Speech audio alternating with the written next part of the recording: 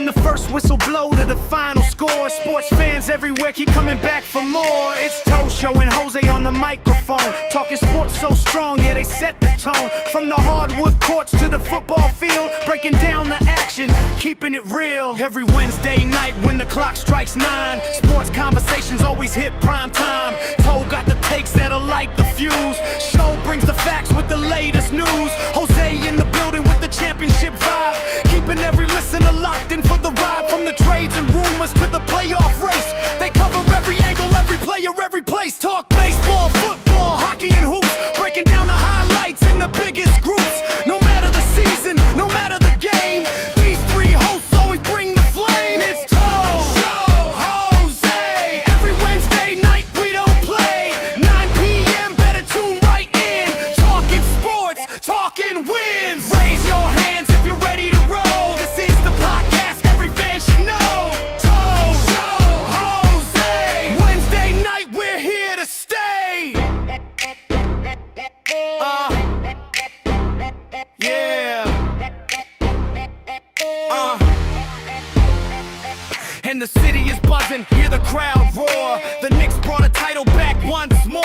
After years of waiting, now the dream's alive. New York basketball finally arrived. Orange and blue got the whole town loud. Championship banners got the fans so proud. Madison Square Garden, what a scene to see. Knicks are NBA champs, that's history. The boroughs celebrate, every block's on fire. The team's climbing higher and higher and higher. From the opening tip to the final horn, a brand new champion has officially been born. Now the podcast breaking every play down, talking legends and heroes all around town. What it means for the city, what it means for the game, how the Knicks put New York back in the championship frame. Jose, every Wednesday night we don't play. 9 p.m. better tune right in. Talking sports, talking wins. Raise your hands if you're ready to roll. This is the podcast every fan should know.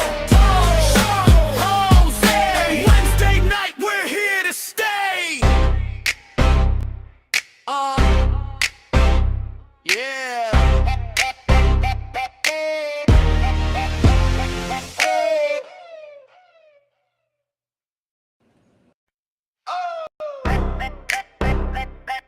Take that off, horse. No more music. Sorry, it's my first time running the fucking stream, but we in the motherfucking building. You thought I wasn't gonna be ready, Hoach? I'm ready, baby. Running behind the scenes. My man Joseph, first on the scene. Normal guy. What's going on, fellas? What's up, Joseph? What's up, show? What's up, Ladies brother? How and you gentlemen, feeling? as you can see by show's new setup over here, we're trying some new stuff. We're trying to get up there with the graphics. We're ready. We're ready, Hoach. I'm What's gonna up, see. Mr. Loki? Normal guy, welcome, people. I was gonna tell you. I want to see if I could build something like this for the whole background, with the cameras for us, with the information. That might be the next step. Guys, you're here. Comment on it. Let us know if the whole setup the show has right there, is that something how you guys want to see it? Yeah. See if we can break it down for y'all. See when the fights are up. It also might be a little bit easier when we start doing football and we start taking who's gonna win or lose. Yeah, we can see the picture itself, man. Yes, sir. Yes, sir. How you feeling today, Hoach? I am feeling good. It's been about 2.5 months since I left a very toxic job. And man, I feel good. Went straight to the birds and said, That doesn't work for me, brother. hell no, I'm out. I mean, we got that. Knicks 1-5. Ooh. You know what's crazy? That leads to my first question for you. I'm glad you're here because this question was for you. Okay. Because I know the answer's very different. Before, last year, if I would have asked you this question, I know what the answer would have been. Okay, what would the answer would have been? Right here on my chest. But the answer might be different this year. My question to you is, What sports team do you most want to win a championship? So like I told you, last year it would have been different. This year is like you in the honeymoon phase. I don't even want a champion. I'm good, bro. By the way, not to go off script. Joseph, yes, fuck them toxic jobs. Mr. Loki, yes, thank you very much. Yes, your mental health is a lot more important than the paycheck. Yes, sir, Ski. Here's what I want. You know what? It's not gonna change, Show. Oh, word? I want the Knicks. You know what? You want to know why? I see so many people talking shit of how it was a fluke. That we got lucky that we beat Cleveland. We got lucky that we beat, who was it, the 76ers. We got lucky that we beat Atlanta. And that we got lucky that we beat the Spurs. And all I saw was a team that outplayed the other team. Outplayed them with both skill and heart. So, fuck all y'all who said the Knicks were lucky. Remember, we had an 11-game winning streak. One of the longest in playoff history, I believe. Or something very similar to that. That's not luck. Okay? The fact that we came back in game 4 from 29 points down.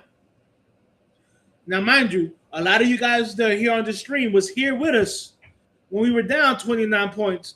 And me and Toe were one of the very few podcasters and commentators or whatever the hell you want to clarify us as that we did not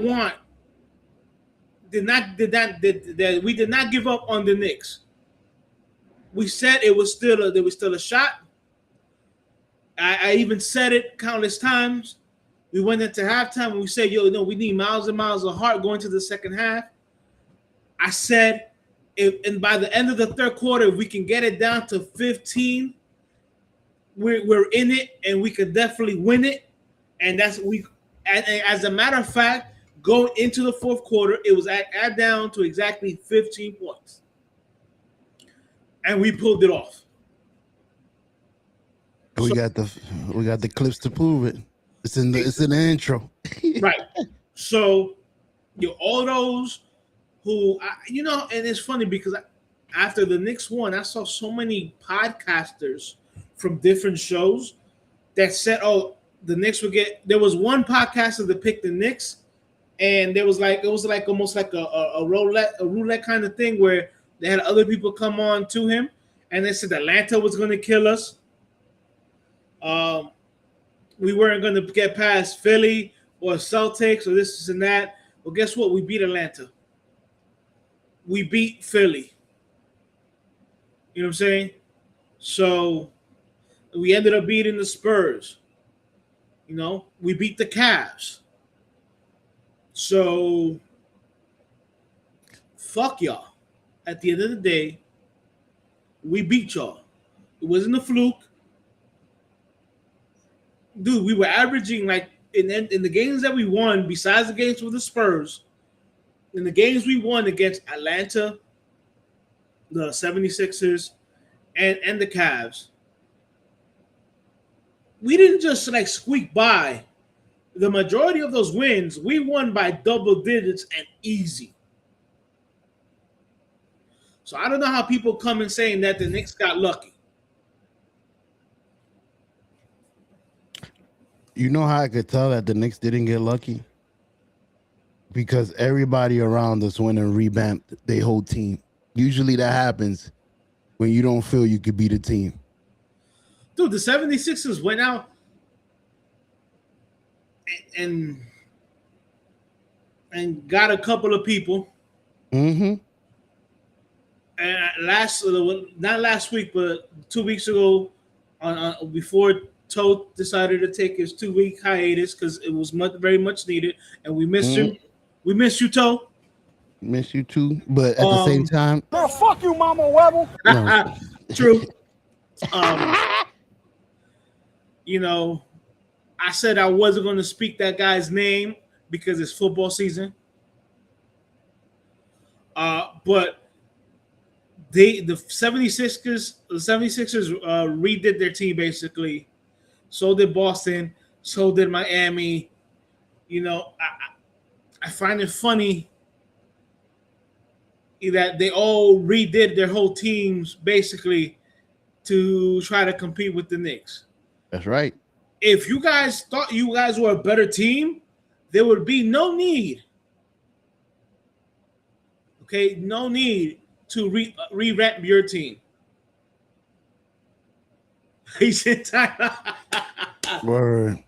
Yes, he's in timeout. He was being a very naughty boy. He got reported for nudity. He put your shirt on, Toe. They got you.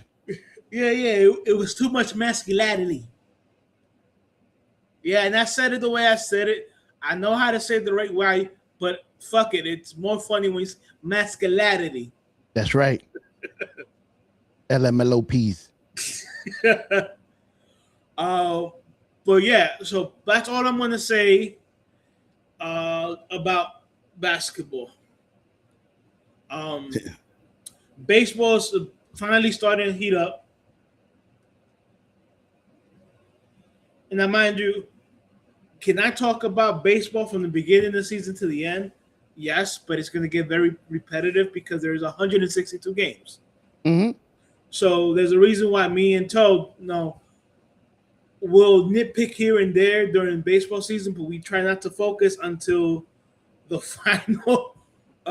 final stretch. So we know who's gonna be in and out. I got you. Right. I mean, the 162 games is a lot of fucking games to try to get, and talk about. You know what I'm saying? So, but at the end of the day, we all know that the meat and potatoes right now is all about football. Yes, sir. First week, September 9th. We got the games present. Bro, I know you flip-flop between the Giants and the Jets. But I'm going to stick with my Giants. I want you to speak about your Jets and what you see from the Jets and what you want to happen. What I see from the Jets is that I'm going to be watching the Giants a lot because first preseason game against Tampa Bay, everything went wrong. A fucking running back got hurt. Our quarterback threw for three picks. One of our receivers, I think, got into a fight. The coaches didn't have the right play. Everything went wrong, brother, for the Jets on that first preseason, into team game practice. Well, no, it wasn't it was a preseason game. That's what it is. Okay. It wasn't an inter-squad practice. Now, leading up to those games, they did have inter-team practices and stuff like that. But from what I saw from your Jets is the fact that, and I said this from the beginning, and I know Toe agrees with me. I understand that Justin Fields wasn't great last year.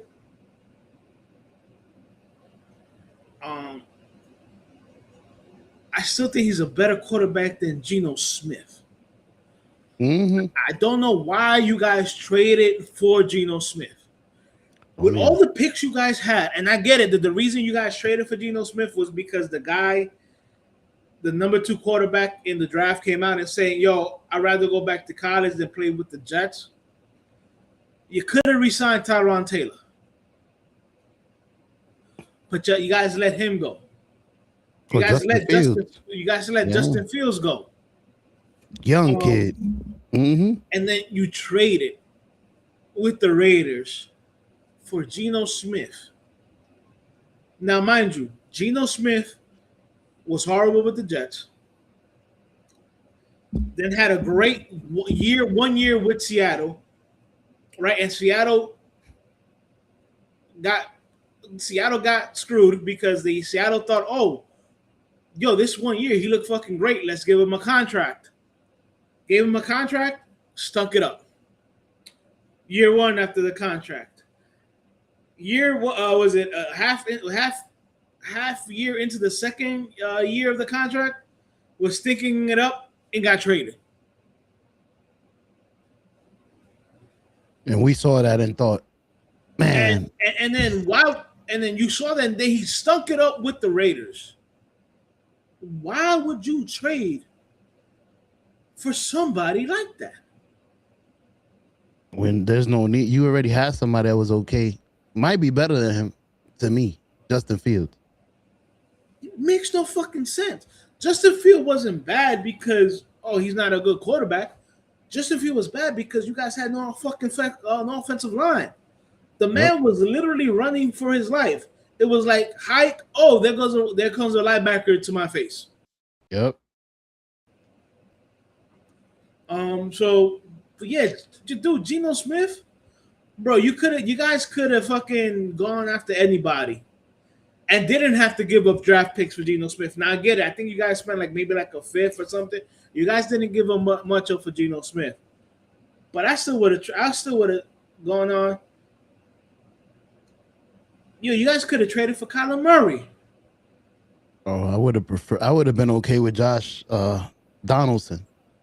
Is it Josh Donaldson? Guy from Seattle now. He used to be with us before. Sam Donald. Yeah. He's not going to Seattle. Get that boy a good contract. Why they ain't do that with Geno Smith? He took him to the playoffs too. Right. And then for the first year after the contract, he stunk it up. Mm-hmm. And then the second year, he stunk it up. Mm-hmm. They're hoping that it does not happen with Sam Donald. I don't think so. I mean, even if it did, they already, the contract they gave him is paid out. He won a championship for them. Right. Joseph, I understand that your Colts signed Keenan Allen, but I don't know how much Keenan Allen has left in the tank. The dude is old, and that's no disrespect to him. I don't understand why you would trade Michael Pittman, sign Alec Pierce to that big ass contract, and I know that Pierce got hurt, but Pierce was a boom or nothing wide receiver. It's like he caught a bomb or he didn't do anything. Michael Pittman was consistent.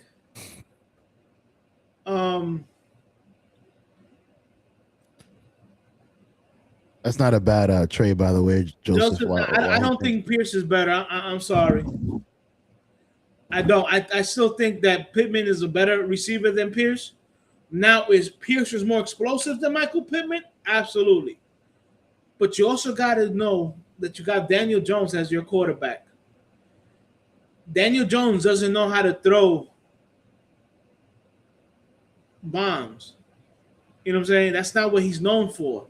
He needs somebody that has a good catch radius, and that was Michael Pittman. Now, let me defend him. His nickname is Daniel Dimes. Burger.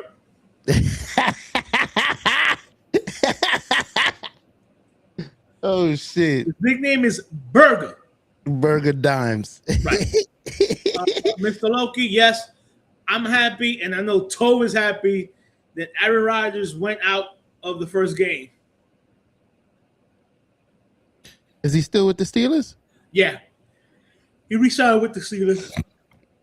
Was it a knee issue or just knocked out? I don't know. At this point, I don't care. Hey, I do. I wanted to try something different, but I don't know if I could do it.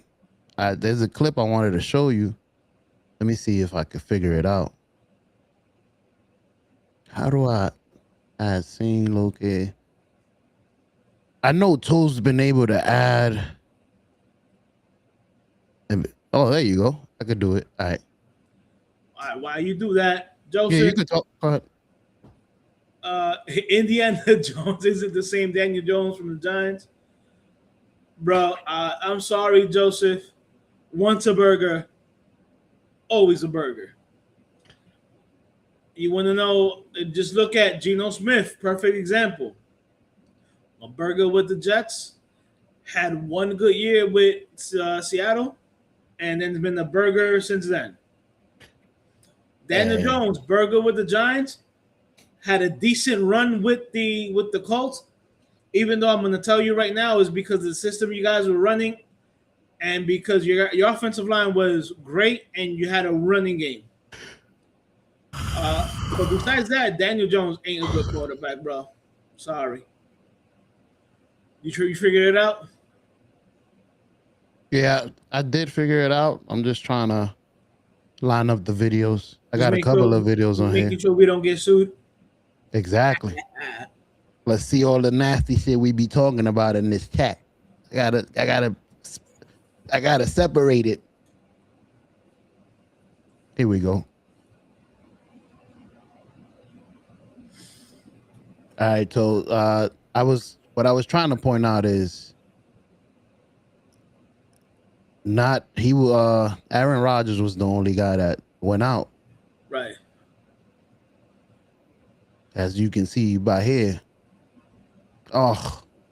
Well, that was the Jackson Dart. Yeah, your boy. And that was a miscommunication on Dart and Tracy. Dart should have realized that he had a guy blitzing from Tracy's side, and a lot of people want to say that Tracy blew the assignment, and technically Dart blew the assignment. It was Dart's responsibility to see that the guy was blitzing and make sure that Tracy released. Because if you see on the clip, if he just dumps it off to Tracy, if he's looking that way and hikes it and just dumps the ball off to Tracy, Tracy's gone. Like, there was nobody there.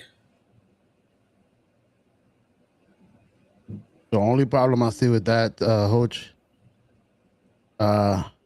yeah, I think your head coach disagree with that because you guys went off and resigned the running back that could block. No, that's not the reason. Okay, we had a running back on our team called Andrew Miller, Turbo Miller. Yeah, and he got hurt, and they brought in Najee. But I don't even know if Najee makes the roster. Okay. Right now, the Giants are looking for bodies in camp. That's what it is. All right. John Harbaugh has seen tape of Tracy. Tracy was the better, even when Scatterboo wasn't hurt and he was in the game. Tracy had a better pass blocking thing than Scatterboo. So one play is not the reason why they went and signed Najee Harris. The fact that now we only have, I think they don't want to play Scatterboo too much, so they played him a little. But Tracy, Montgomery, and I know we have an undrafted free agent that we got from New Mexico. That is he's a running back slash like a return player. But I think they want to try him as a return man more than the running back. Mm-hmm. So basically, you only have 3 bodies at running back that's it. So that's why they brought Najee Harris. I don't 100% do not think that Tyrone Tracy is in jeopardy of losing his spot to Najee Harris. Najee Harris is slow, not explosive at all, and was horrible at picking up the blitzer during the passing game. Let me hold on. He was looking deceiving to me. He was looking quite deceiving to me when I saw him. What? That was one. What? Tyrone Tracy? Nah, my boy Najee was looking kind of swift with it. Hold on. That was during practice. Hey. If you look slow during practice, then you have some problems. Because practice is all you're wearing is a helmet, and you're in shorts. Said, phew, I'm out. Yeah, he looking smooth. He looking smooth. Look at who's in the background looking at him. They scared. They look scared. You see Scatterboo back there, number 44. You got, I think that's Tyrone on the right too. They both back there. Well, you got to go look at who's practicing. You in trouble, bro. Again, like I told you in our chat, Najee Harris lost his starting spot to Jaylen Warren in Pittsburgh. Jaylen Warren is not even that good of a fucking running back. No, because right now he's about to split carries with another running back in Pittsburgh. Najee Harris signs with the Chargers and loses his spot by the first or second week to Hampton, and then gets cut from the team. Yeah, Najee Harris is not scaring anybody. I agree. I didn't feel like that was the cherry. I don't know. When I saw the signing, you usually feel like, okay, now we got something to worry. But I was like, he has 1,000 yards for 4 fucking seasons in a row. I understand that, but you're also, people look at the name and like, oh shit, we got Najee Harris. Najee Harris hasn't been a good running back in 2 years. I had him in my draft, so I know he was on and off. That's like, I love me some Odell. Odell might make the team. I hope he does make the team. Am I looking for Odell to be Odell of old? No.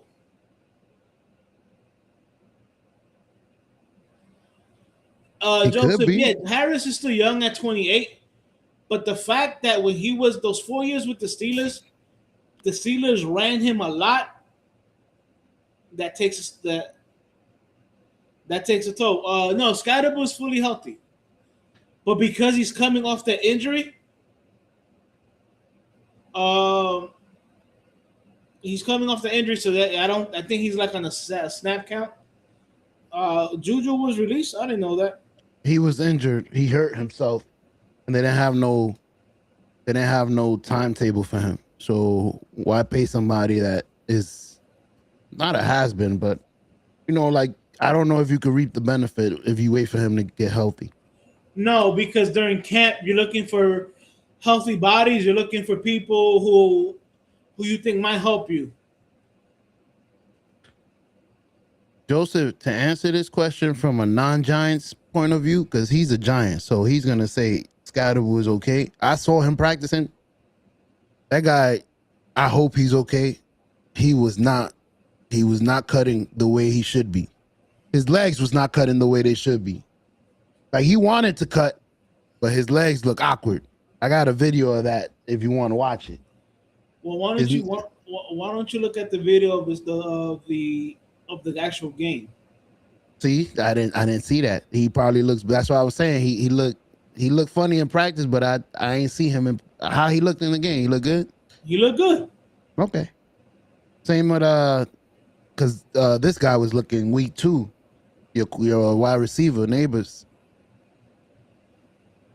Neighbors didn't play in the game. Wait, but Neighbors went out after Scottaboo. How did he come back first? No, he did not. Neighbors went out in game 4. Okay. Was it game 4? Let me see. No, he went out. Oof. Oh, let me see. Yeah, I think he went out game 3, if I'm not mistaken. Okay. And Scottaboo. No, hold on. The first game was. I could do the research while you think. No, it was game 4. It was game 4. So they went out about the same. Almost. No, Scottaboo went out at game like 10. Yeah, but that's what I'm trying to point out. How did Scottaboo come back first? Because it's easier to heal a bone than it is to heal ACL. I thought he had the ACL as well. I thought they had the same knee problem. No. Scottaboo was a dislocated ankle and like the 2 fractures in his fibula. That's easy. That's a cast and healing. That's it. An ACL is you got to do the surgery. Mm-hmm. Then and because I've had it in my ACL reconstructed. I had ACL reconstructive surgery. Your fucking leg is stiff after the surgery. The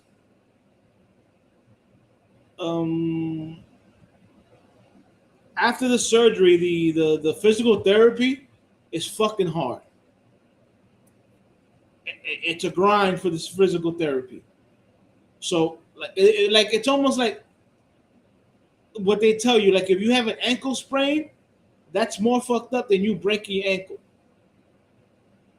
Because for when you break your ankle, your bones heals faster than if you have a sprain, which is fucking crazy to me. But that's the way medicine is, or that's how the way body is. Unfortunately, it's a clean break. We could have you back in 3 months. Joseph, if Neighbor plays, I'm guessing is the next game. Because remember, the NFL went to 3 preseason games. In the first one, most of the starters play like one series. In the second game is when they play like 2, like I played like 1 quarter. And in the game 3, they don't play at all. They that's all for the people who are trying to make the team. I thought the last game was when they played to both quarters, the first 2.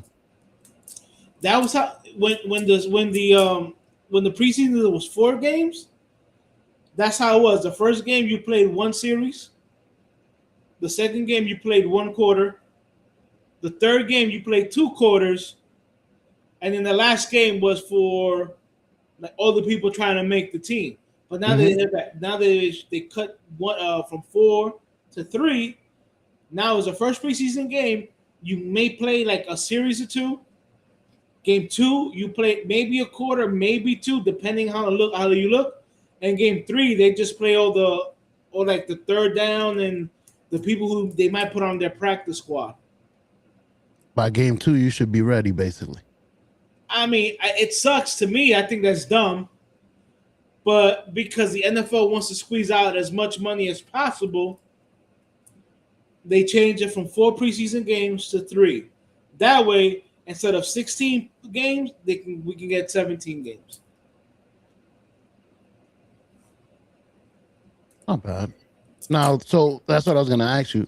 They took a preseason game. Did they add a regular season? Yeah, they added to the regular season. That's why it went from 16 weeks to 17 weeks.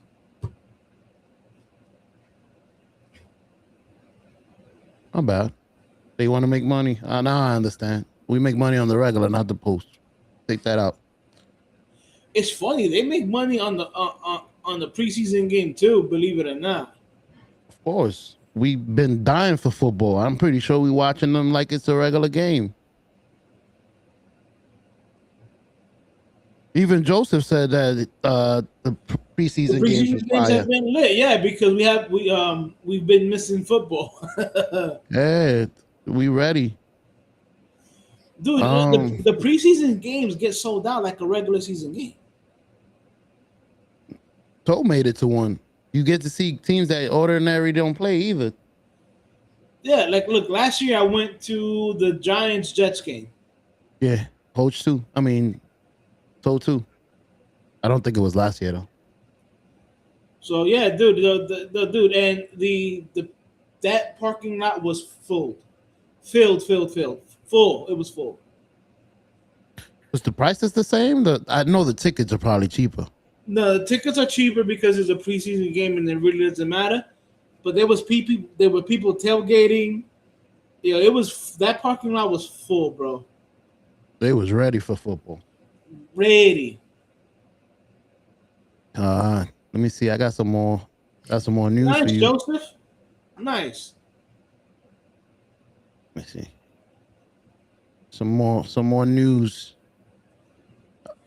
That's from the Yeah, Jets they side. said it was an ankle, not a. Luckily, it's not a knee. It was an ankle. He sprained his ankle. Okay.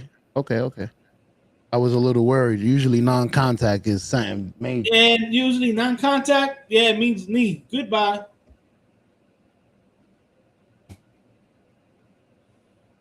That's what that usually means. So yeah, you got lucky with that one. So that's the type of preseason we've been having, Hoach. Everything goes wrong. Our guys are getting injured. We throwing in toes. I don't see nothing. I don't Well, see nothing. yeah, no, dude, one of the Josh Higgins from Texans, a wide receiver that was projected to have a great season. ACL, he's out. Oh no. Jason Tyson, the number one draft pick from the Saints, hamstring. He's going to be out for 2 months. Yeah, dude, there've been some injuries. So if you guys have fantasy football, please do your research because there've been some people going out. The 49ers had a wide receiver that they were counting on Ricky Pro or whatever. He's done for the years. That's why they re-signed Debo Samuels. Yeah, there's been a lot of injuries so far. So yeah, guys, please do your research before your drafts. That's crazy. You're gonna have to be good because you got to break down whose backup was who's gonna be playing more than others. You gotta do your research, guys.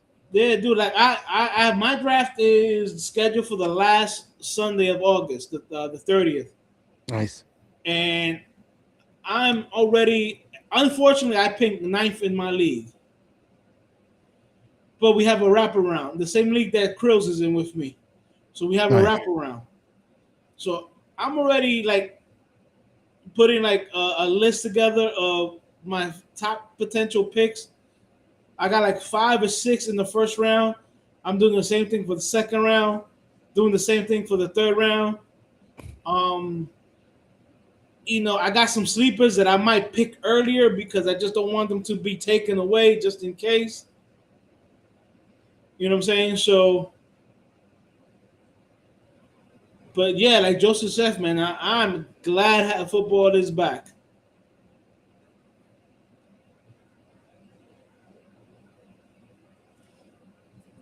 Damn. And then Christmas. Christmas is supposed to be a great sports day. What they got? Dude, I know we got football. Like not only do we have like 3 football games, you got the Knicks versus the Spurs on Christmas. Nice. Rematch. If you Google it real quick and just put sports games on Christmas, dude, there's like maybe like 10 games or something like that. I might be exaggerating, but the list is very impressive. Got you right now. I should have been ready. Sports.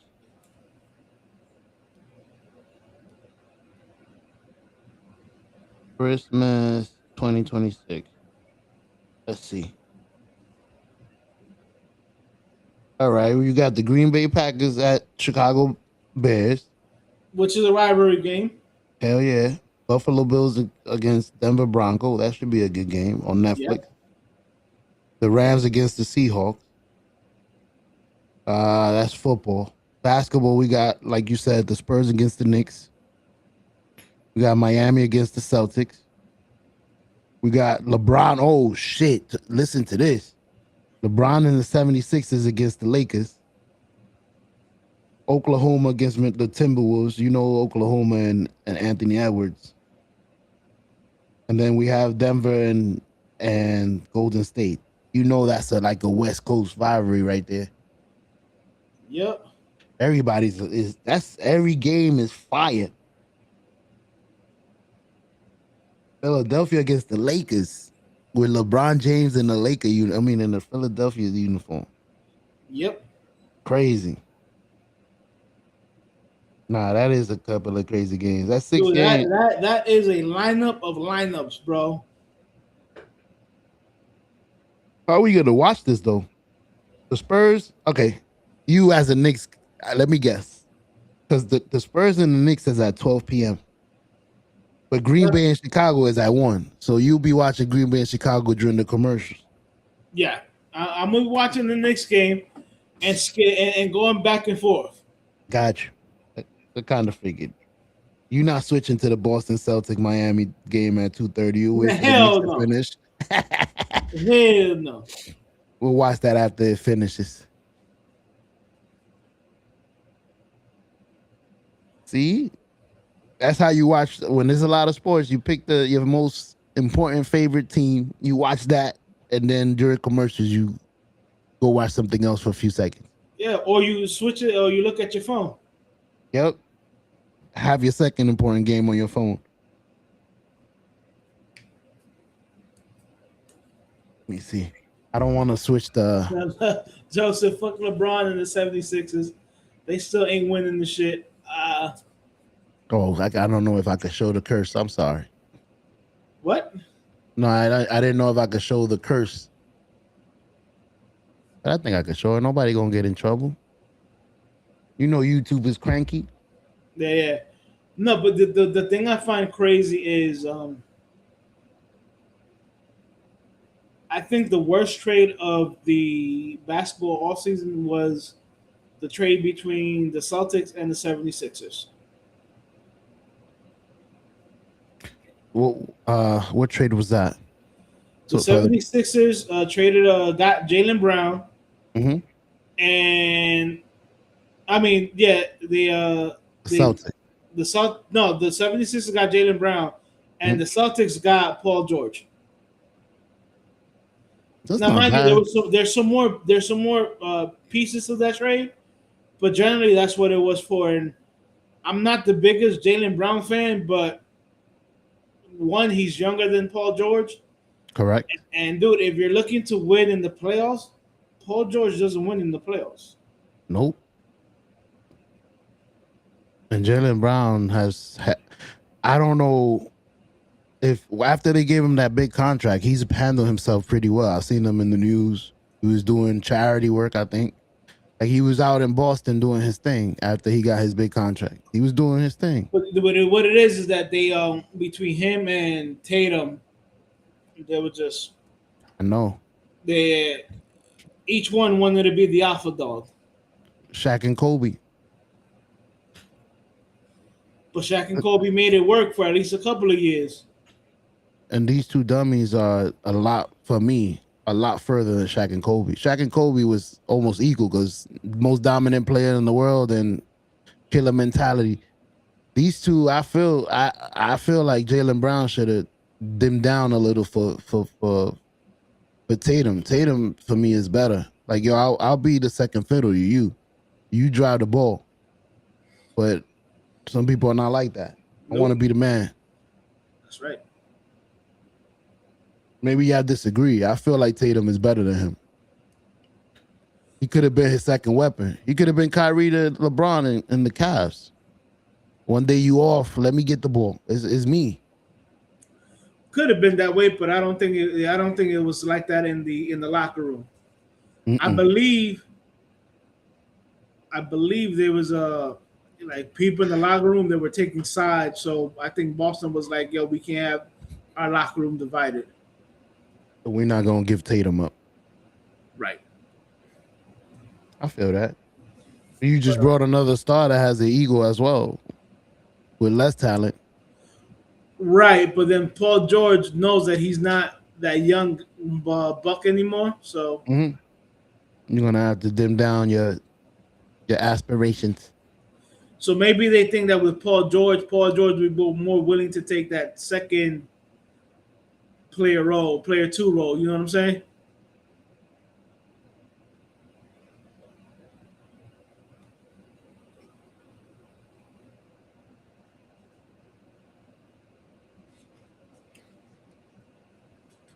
Yo, What's up? I got some questions for you. Go ahead. I asked you the first question. If you could guarantee that one team wins a championship this year, you picked your Knicks again, which Yes. is dope. Now I could tell that's my favorite team all around. It's over everything, over Giants, over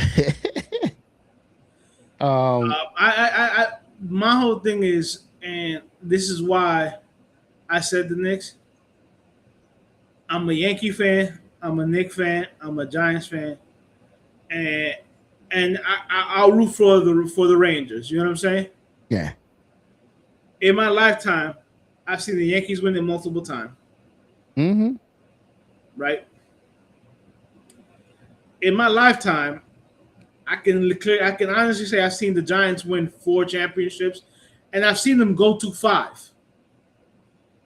So I'm older in age. So yeah, I saw them. I saw the Giant win in '86, win in '90, go to the Super Bowl in 2000, and got fucked up by the Ravens and that defense led by Ray Lewis.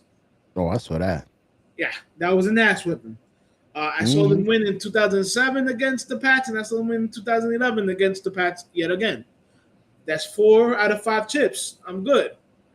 I've seen the Yankees win 4 chips between 96 and 2000, and I saw them lose a championship to the Miami Marlins, lose a championship to the Diamondbacks. So I've seen them be in like 6 or 7 World Series. You know what I'm saying? And to see them win like 5 of them. So, hey, I'm content. I'm not one of these Yankees fans that are like, oh, the Yankees need a win or they suck. I grew up watching the Yankees in the 80s when they were really, really bad. And I'm not talking about bad like you see now, that then still like in 2nd or 3rd place. I'm talking about bad like they're in last place. Mm-hmm. Okay, that's when I used to see them back in the 80s. For the boss. Huh? Before the boss. No, that was during the boss. Oh, okay. That was during Steinbrenner. I seen the Rangers in a lot of playoff series, and I saw them win in '94. Okay, Mark Messier. The Knicks should have won in '94 along with the Rangers, but John Starks and Pat Riley decided to screw that one up. Mm-hmm. Ain't that the miss layup by Patrick Ewing? No. Okay. That's the one against the Pacers. The 94 was when John Starks airballed the shot of the game in Game 6 over Olajuwon, even though he had enough time to pump fake Olajuwon, dribble off to the side, and take a 2, and probably tie the game and go into overtime. Got nervous. In Game 7, he went 2 for 16 and was playing bad defense. And Pat Riley, instead of Pat Riley setting him down because he was shooting so bad, Pat Riley left him in the game. So that's why I blame Pat Riley and John Starks. So, and then, the Knicks, I saw the Knicks, like, for years go to make it to the playoffs in the 90s. And then from, like, 99 for, like, almost 20 years, which would make 2019, they stunk ass. Like, do you remember some of the lineups that the Knicks had put out there? Hell yeah. I remember the name. Safwalo. Like, there were some bad teams. So Langston Hughes. Was it Langston Hughes? Bro, whatever it was, they were so bad that at one point, with when Jeremy Lin had a good string of game, they dubbed the phrase Linsanity. He did win a few games though. He did game-winning shots. Right, he did. I give him all the props, but Linsanity, all he had was that second half of the season. Since then, did he do anything else since then? No. That was his time right there. That was it. So just think about that. You know what I'm saying? From like 1999 to the recently. Everybody's the Knicks didn't have all those things were always all bad. Yeah, they made the playoffs like maybe one or maybe two times in that time. Think about that. From 2000, because they made the finals in 1999. But from 2000 to you're talking about maybe 2023, since like when they picked up Jalen Brunson or whatever, because with Brunson we've made the playoffs 3 years in a row, I think it was. So you're looking at 2023. You're looking at 23 years of bad basketball in New York City. That's supposed to be the mecca of sports, especially when it comes to basketball, because you're talking about the Garden. So for 23 years, there was really nothing for us to cheer about. So yeah, so if there's another team that I want to win next year, I want it to be the Knicks again.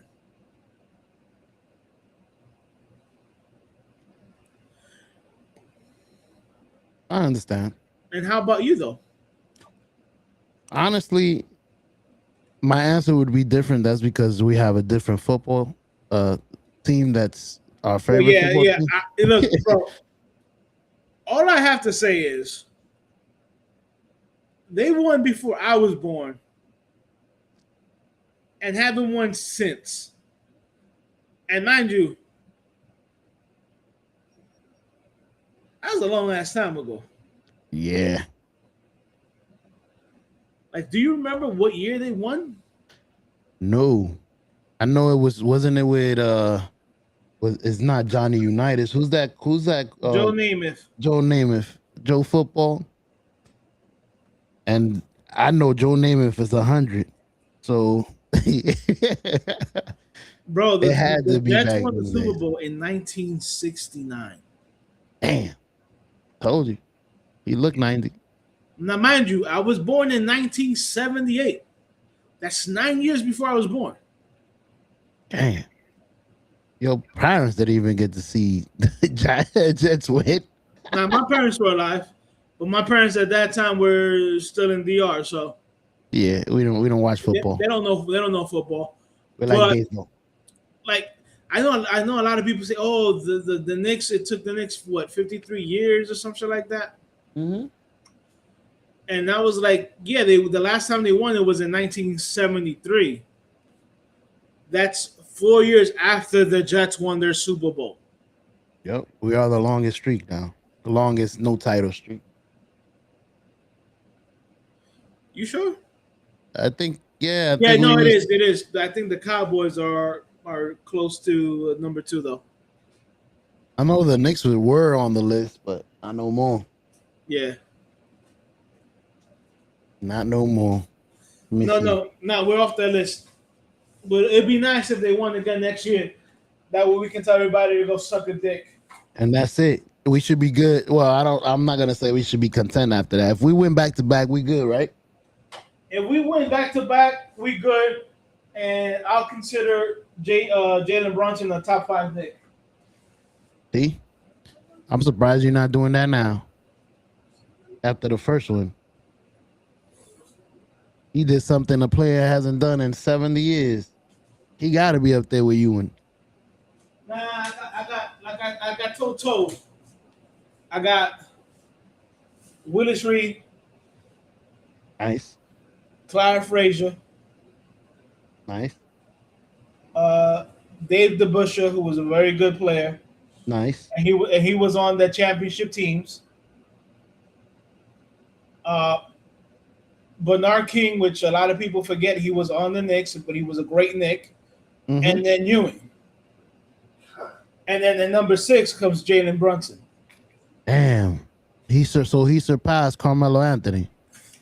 Oh, Carmelo Anthony was never a top 5 Knick, not even close. Damn. After holding us down, he was the only one that brought us a little hope after Patrick Ewing and them. You didn't bring no hope after Patrick Ewing? Shit, I thought before they got Phil Jackson, I thought we was on a trajectory to get a good team. We had the 2 people we sent to Cleveland for them to win their title. Shumpert and J.R. Smith. We was building something. I felt. But then came fucking Phil Jackson, and I don't know who he had a vendetta against. Yeah, everything. My nephew was over here making some noise because he heard that I said that Jalen Brunson wasn't a top 5 Knick yet. Oh shit! You gonna piss off the nephew? He a young Thundercat. He only 27. He don't know no basketball like that. He a young whippersnapper, so he only know about his Jalen Brunson. He don't know about Bernard King. Who's that? The only king I know about is LeBron James. He probably saying. Nah, bro.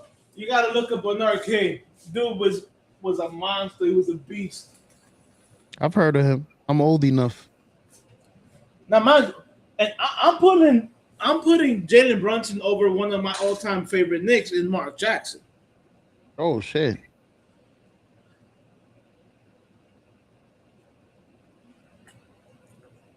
So it's not like I'm trying to disrespect Jalen Brunson. I think he is better though than Mark Jackson. And like I said, I have him above Mark Jackson. That's how highly I think about Jalen Brunson. But I saw Bernard King play. I've seen games with Willis Reed and Clyde Frazier and Dave DeBusschere. Okay, like look, at the end of the day, Brunson is probably going to go down as one of the all-time greatest Knicks. You know what I'm saying? Like even if he keeps making the playoffs, you know what I'm saying? And whatever, I'm still might slide him into my top 5 because he's made the Knicks relevant again. Mind you, that's also the team around him. But like for me, it's easy to say Willis Reed and Clyde Frazier and Dave DeBusschere. All those 3 guys play together. You know what I'm saying? So they made each other great. But Bernard King played with the Knicks when there was nobody in the Knicks. And as much as a Oakley and a Mason fan and a Derek Harper fan that I was, Ewing basically did that shit for what? He was on the Knicks for like 16 years, 14, 16 years. He basically did that shit all on his own, day in and day out. Okay? And Jalen Brunson is great, but Jalen Brunson has had some decent talent around him. Ewing never had that. Bernard King never had that. But they still had the Knicks being relevant. You know what I'm saying? You know what I did like though, Hosh? What's up? Jalen Brunson does have a better team around him, but that whole team was gone the last game because Cat was in fucking foul trouble. He was sitting down. I think Jalen Brunson was the only one throwing punches by himself at that game. I felt like they left him alone. OG. OG too. I'm gonna tell you right now, OG already making my top 10 all-time Knicks. Fake ass Scottie Pippen. Who's a fake ass Scottie Pippen? To me, OG. He ain't like, he don't remind you of Scottie. Defense. He ain't really gonna give you. He'll give you the 30 when he needs to, but that's not. It doesn't have to be every game. He's on your best player defensively. All right, maybe I might give you that. He reminds me like a type of Scottie Pippen player, same height too. Yeah, that's what I'm saying. Like right now, Jalen Brunson is just a smidgen outside my top 5. OG is definitely in my top 10.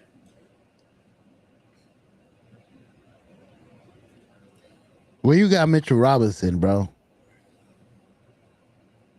I feel like Mitchell Robinson. Look at that. I see the little smile on your face. You know Mitchell Robinson, man. He won my heart that series. I think if it wasn't for him, we would have won shit. The way he was destroying Wemby, a 7'5" guy, I don't know how. He's taller than him. Look, I I was a big Robinson fan. The fact that he signed with the Celtics kind of hurt me. So I might too. not be as nice to him as I should be.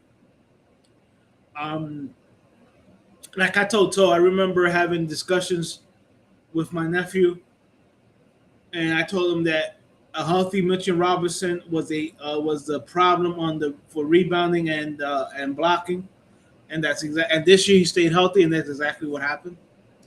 Uh, but just because of that, I wouldn't put him in my top 10 Knicks of all time. He got a special spot in your heart, though. Right. But so does Oakley and so does Mason. You know what I'm saying? But am I gonna put Mitchell Robinson higher than Charles Oakley? No. I was gonna say, hey, one of them got a chip. Wait a minute. He said, no, I don't care. See? I can fit one of my questions in right here. See? Wait for the first perfect timing. What's next? This is an easy question because I think I've seen it, and you mentioned it yourself.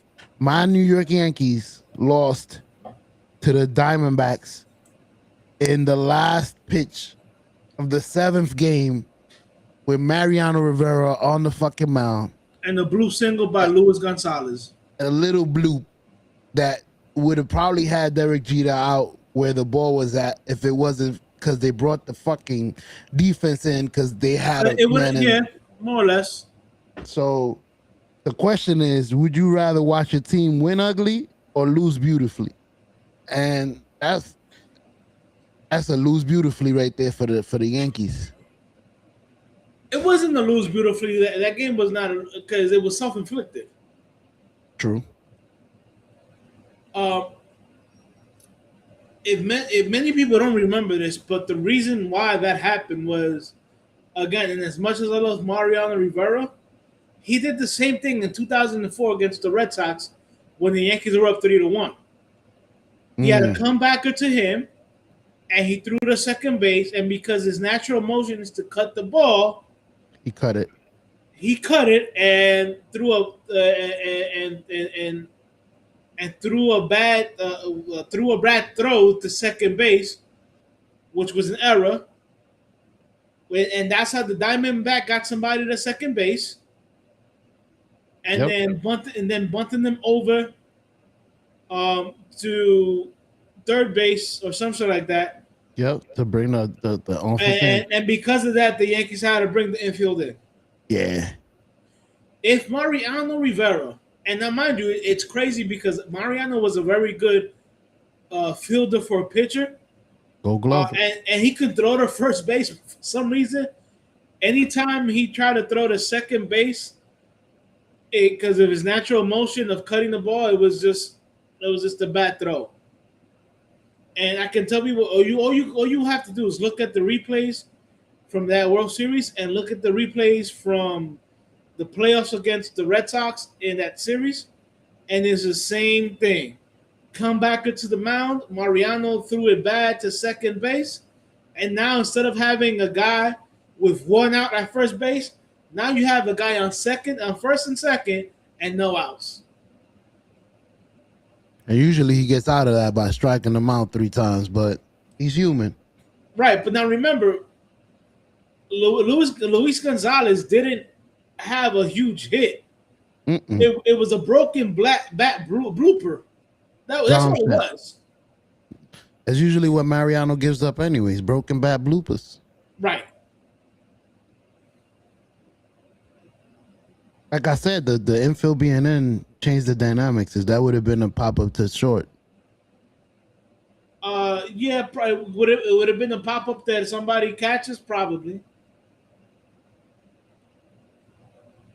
I got an interesting fact that I thought, no, I don't know if you guys thought the same as me, but I thought Mariano Rivera had a couple of Gold Gloves, and Mariano Rivera never won a Gold Glove award during his legendary.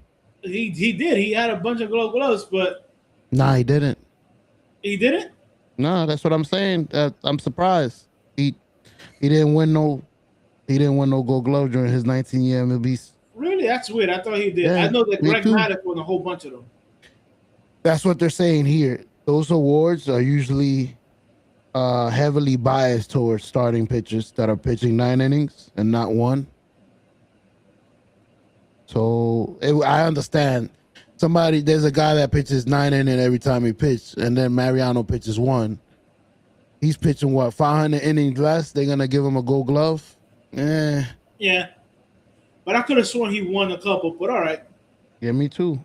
That's why I said it. I was like, I don't know if y'all thought the same as me. I thought he had like 7. But it is what it is. So what's the other question you had? Next question. Which championship would mean more to you? And I think this is the same. For you, it's gonna be the same because I'm pretty sure your player is on your favorite team. But which championship means more? Your favorite team winning a championship or your favorite player winning a championship? Ooh.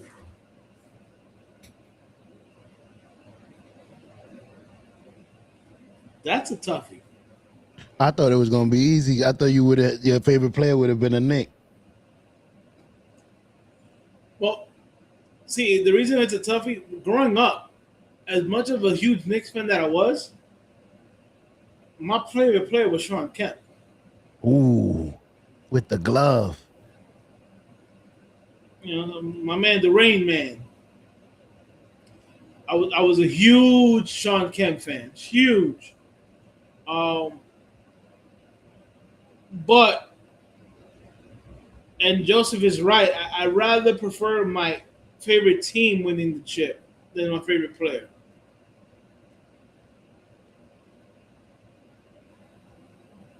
You know, like when I was growing up, like I said, in basketball it was different because my favorite player was Sean Kemp. Mm-hmm. In baseball, it would have been easy because my favorite player at that time was Don Mattingly. Nice. You know what I'm saying? Football, I mean, I'm a defensive guy, so for many years I was a huge Lawrence Taylor fan. Nice. You know what I'm saying? And then in the 90s with the Giants, I was a big Jesse Armstead fan. You know what I'm saying? And people forget about him. You know what I'm saying? So, you know, like it literally does vary from sports because in some sports, my favorite player is on my favorite team. Mm-hmm. That's what I was thinking. But some aren't, so it depends. Right. I got you. I may be on the same boat because growing up, maybe still to this day, I switched it. Growing up, now that I think about it, it feels like I was a bandwagon type of person because most of my favorite players won. Michael Jordan was my favorite basketball player. He won. I used to love. You want to? My little brother and me used to argue with this because he would say that he's a Chicago Bull fan, and I'm like, no, you're a Jordan fan. Correct. Like I said, the moment Jordan stops playing basketball, you're not gonna like the Bulls. Correct. That's me. Now, I'll give him in '94. He still rooted for Chicago, but when it was the Knicks versus Houston, he was rooting for Houston. So, but when Jordan went to the Wizards, all of a sudden he's a Wizards fan. Yep, that was me. So I'm like, bro, I told you, you're not a Bulls fan, you're a Jordan fan. Yep. And it's okay if that's who you are. But don't tell me you're a Chicago Bulls fan and then you're rooting for the Wizards? Like, come on now. As a kid, you don't know you just know that whatever you're watching in the Bulls is amazing. You don't figure out what it is till later. You're too young to figure out this is my favorite team. This is like you just love wearing Jordan's outfit. Maybe Scottie Pippen. I never wore nobody else's jersey. The only other jersey that I ever wore, and he actually ended up playing on the Knicks. Was a Tracy McGrady Magic jersey. Nice. That is the only non-Knick jersey that I ever wore. And not for nothing, it was a gift from my little brother, and I still have it wrapped in plastic in my closet. Sentimental value. So, yeah, I take care of my stuff. So that's fire. You could get some money for that. That's a retro. Right. I Vintage. mean, right now, my Yankee jersey, I have a Derek Jeter #2 jersey. It's not an authentic one; it's a replica, but that's almost in near perfect condition. Fire. Now I have an old Bernie Williams starter jersey. I mean, and then it's a starter jersey because it has Williams on the back. That I lent to my nephew, but he has yet to give that back to me. The same nephew that's around? Oh hell nah. Yeah. That's all right, but I know he has it, and it will be coming back to my closet. That's right. But I lent it to him because he's been going to more Yankee games than I have the last couple of years. Shit, you got to link up with your nephew, bro. Y'all got to go together. Nah, you know what it is? I've been to the new stadium a lot of times, and it just doesn't have that old stadium feel, bro. I love the old stadium. I was there a lot during the 80s because I don't know if I said this story before. I'm pretty sure I have on the podcast. My uncle at the time owned a dry cleaner, and all the security guards used to have their uniforms dry cleaned at my uncle's dry cleaners.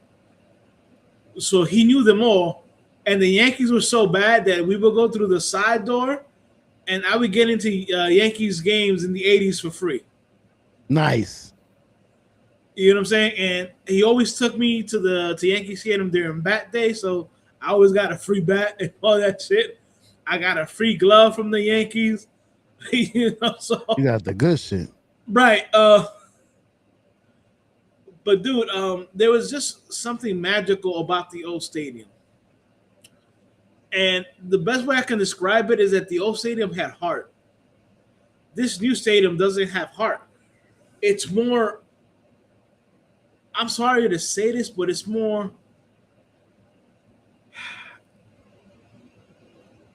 corporate. Yeah, I know what you mean. The other one was for us.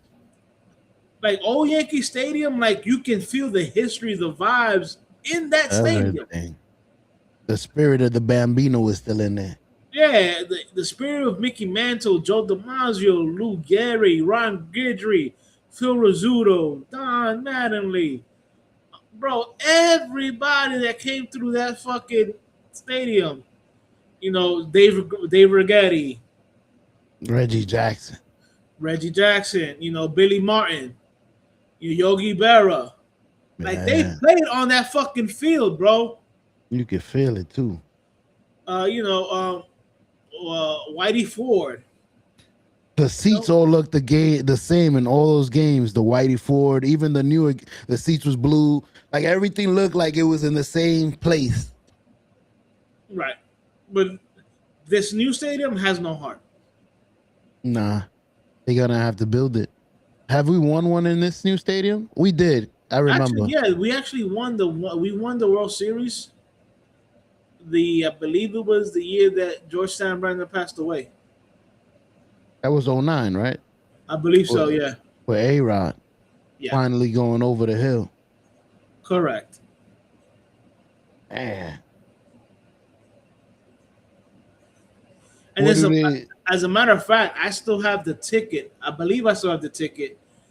I was given ticket to that game after George Steinbrenner passed away. So I was at the stadium for the very first game after Steinbrenner passed away. I think I still have the tickets.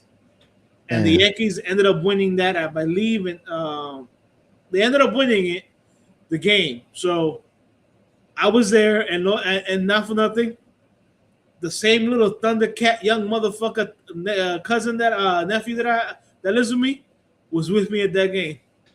The one that steals the jerseys? Oh my The God. one that steals my jersey. Oh my God. But I think somewhere in like a folder, I still have those game tickets. That's fire. You like me. I keep stuff like that. Yeah. My wife would be mad at me. You hoarding? Nah, I could look at the tickets and remember the day. Like, I don't know. It'll bring me back to that day. Yeah. It just did it for you.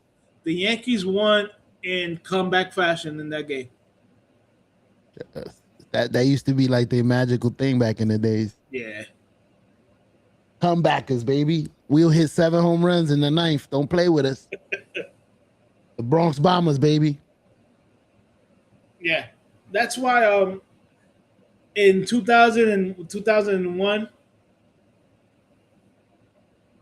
when we lost to the Diamondbacks, I thought we were going to win that series. So it kind of hurt. Mm-hmm. It kind of hurt that we lost. Not only because of 9/11. I believe that was one of the years where, because baseball, I think at that time, used to flip-flop between who hosted the World Series. Like if this year the American League had home field advantage, next year the National League had home field advantage. And if memory serves me right, I believe the Yankees had a better record than the Diamondbacks that year. Not by much. I think by like maybe 1 or 2 games. But because the previous year, the American League had the home field advantage, so that year, the National League had the home field advantage. So that's why we ended there. That's why, to me, I always said the team with the best record should have home field advantage. So you don't like the All-Star Game series deciding who gets it? No, I'm not a really big fan of that. Think about it like this. Let's say the National League loses. Let's say the American League wins the All-Star Game, right? And then the best team in the National League goes to the World Series. And let's say they have 130 wins, right? And the team that they play from the American League has like 99 wins. You telling me that the team with 99 wins deserves home field advantage because we won the American League, because we won the All-Star Game? No. Mm-hmm. The team with the best record should have home field advantage, period.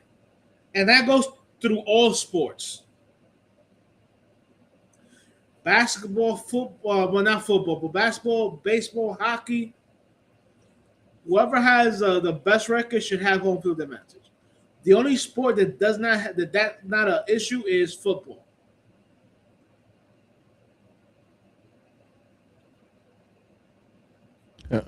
Because rarely has the city that's hosting the Super Bowl has had the team that is in the Super Bowl. I think it happened recently. I don't remember if it was Los Angeles. It was somebody. They got lucky. It was recently, but it was like the first time it's happened in a very long time. I think the team actually won right at home. I might be mistaken. Could be. I got some questions for the videos I'm gonna make. So, okay. Go ahead. This first question, and I guess this is a debate we always have amongst each other, and I don't know if we're tired of answering this question, but I'm gonna make it an all-around question instead of one sport. Who is the most overrated superstar in sports right now? If you put all sports together? Yeah. I don't want to just keep it to basketball. I want to keep it just all around, make it a different type of question. Because I think I've asked this question in basketball before. I don't know if I've asked all around. And I'm going to start with two. One is crazy because I know he's good. But for me, he's overrated because of the production, I'm guessing. But it's two players, and you mentioned one of them. Paul George, I think, is highly overrated to the point that they're trading for him at the value that they think he's at, when he's like a fourth or third round pick type of draft to me. Okay. Like I'll give you a third and a fourth. Here you go, and we're happy. But they basically traded a number one, and it's like, is that the value they give Paul George? He's a number one plus more players, so he's a number one to them. Okay, that would be my first one, and then the second one is crazy because he could play. He's good, but Kevin Durant, man, what happened to him? Like, he's supposed to be up there. Yeah. It's the same argument for a lot of people. No, at the end of the day, they're gonna get old.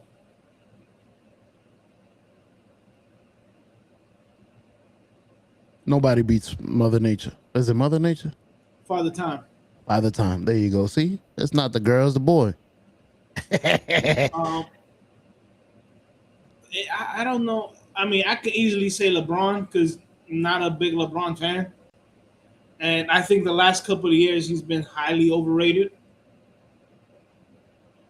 But the same thing could be said for other basketball players. I'm gonna be truthful. He's not longer. He's already retired.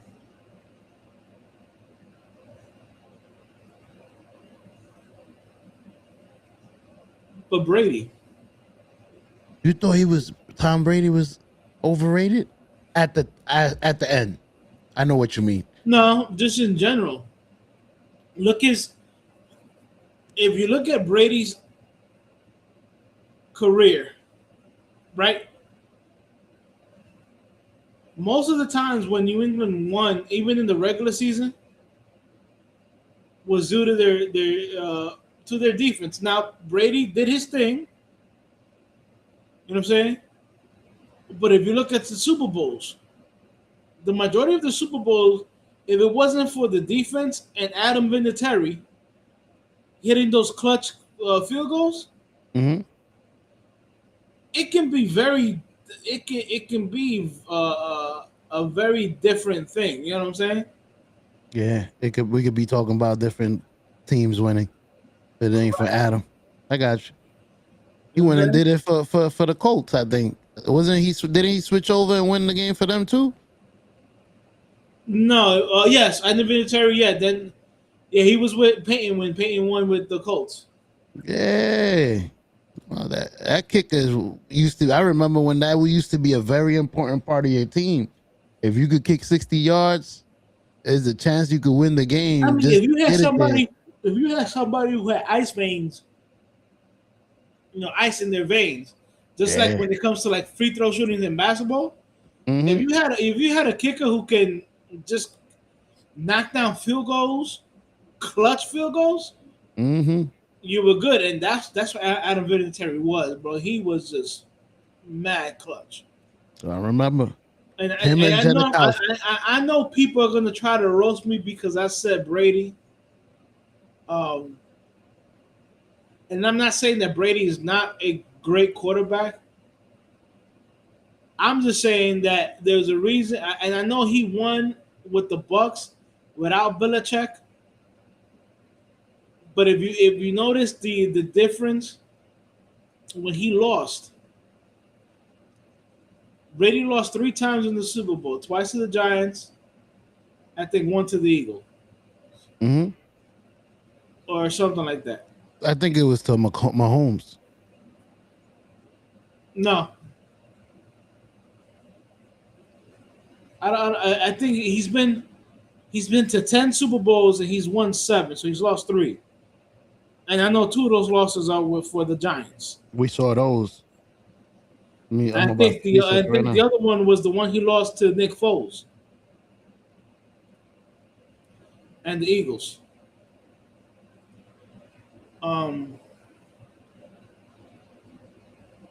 Yeah, you're right. Uh, Super Bowl against the Eagles, 2 against the Giants. Right.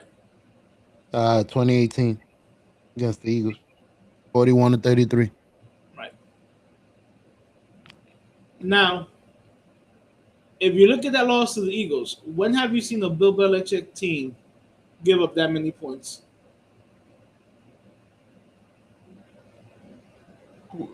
And that's why you lost. Right. The defense ain't save you. I mean, he scored 31 though. Yeah. But like anytime that he was like, and put it like this, when with the Bucks had a very good offense and a decent defense, but he put up points with the Bucks. Mm-hmm. You know what I'm saying? It wasn't Enough to it wasn't survive. like a defensive battle. He put up points with the Bucks. Yep. So what I'm trying to say is, anytime Brady had to like be a gunslinger, Mm-hmm. you know what I'm saying? He lost one and he won one. And then remember, the team that the Giants beat with him and Randy Moss and Wes Walker, he threw 50 touchdowns that year. Like they were lighting defenses on fire. Yep. I remember. But they ran into the Giants team that played good defense and had clutch play from Eli Manning. That's all it is. They ran into a Giants defensive line that couldn't be stopped, man. You can't throw the ball if you can't think. It's not only that. Remember, he in I think in the second game, he threw a interception to somebody that nobody remembers his name except for probably me. Jackrabbit? Was it the Jackrabbit? No, he threw an interception. It was an interception. He threw a ball for Gronk and it was intercepted by Chase Blackburn. Okay. Like no, don't people be like, who the fuck was Chase Blackburn? Was our starting middle linebacker in 2011? Yeah, yeah. So nobody again. Don't tell me that the reason that the Giants won was because of the defense, because there was a lot of people on that defense that people did not know. It's a magical Like, game. people remember Justin Tuck and OCU Manora. OC, yeah. Michael Strahan. No, that was 2007. Okay. Michael Strahan had retired. He wasn't on the 2011 team. So JPP, because I know there's somebody else. JPP was a rookie that year. Okay. You know what I'm saying? Like people forget. Yeah, we still had Johnson Tuck and OC. JPP was a rookie. We had Matthias Kiwanuka. You know what I'm saying? But when you tell people that, like, I don't know who the hell is that. People don't remember Matthias Kiwanuka, number 97. People don't remember Chase Blackburn. Champions too. Right. So again, to me, as good as Tom Brady was, there's a little bit of overratedness there. I think when it came to Tom Brady, it was a sweet fusion of him and Belichick. To me, in New England, they needed each other. Like they weren't going to win without each other in New England. Nope. You do your magic on defense, I'll hold the offense enough for you to win. Bill Belichick was a defense mastermind, so. And I find it funny that everybody says that Brady has more rings than Belichick, and He does it.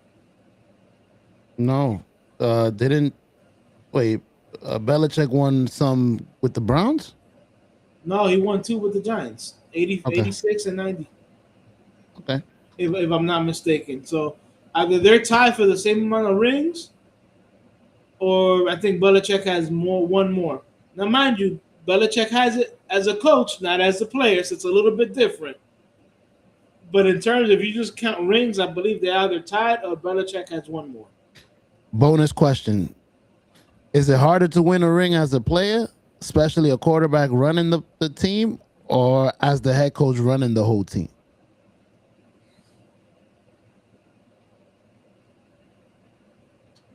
I'm gonna. Why you think? To me, is the coach running everything. You got to be special team. Well, I was gonna say, to me, it would be the coach, because you're responsible for everything. Now, mind you, in football, and this is what I don't like, the wins and losses go to the quarterback, which I think is bullshit. Because there's a lot of quarterbacks who just have bad teams or bad defenses. True.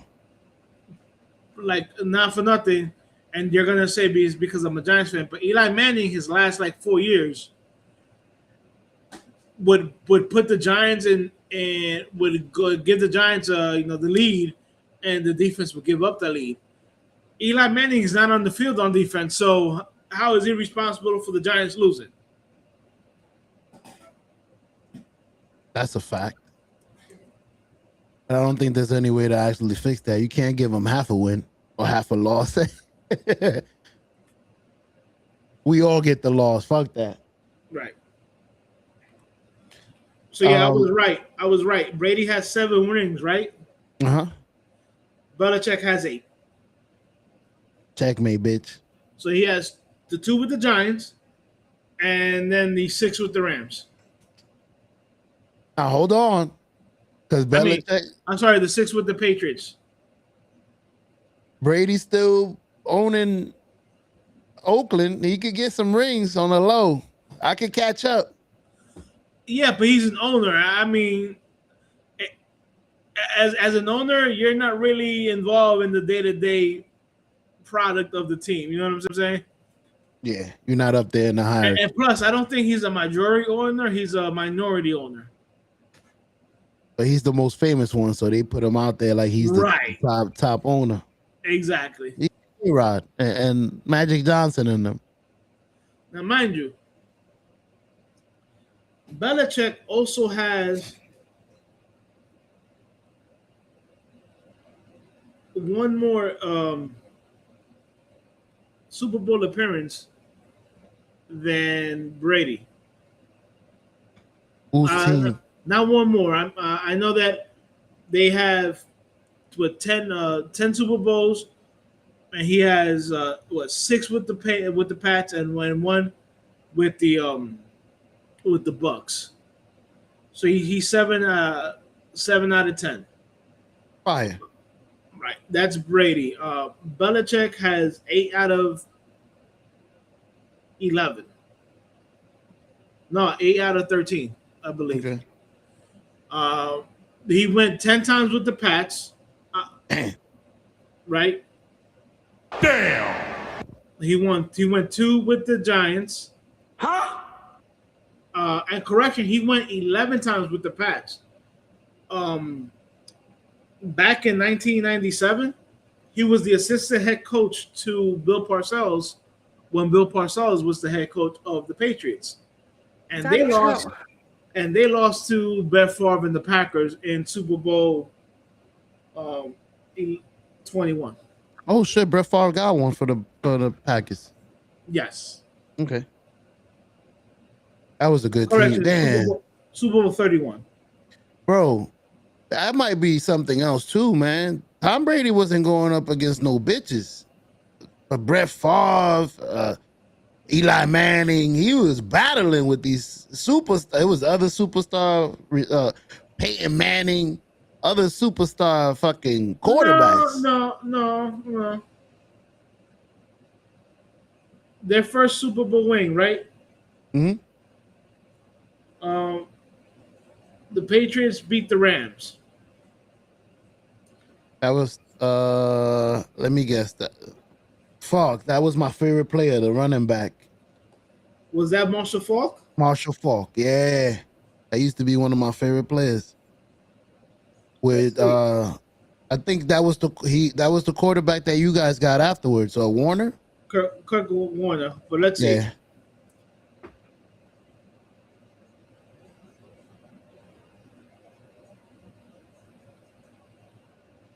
While you look, I'll keep the air non-quiet. But yeah, I remember those.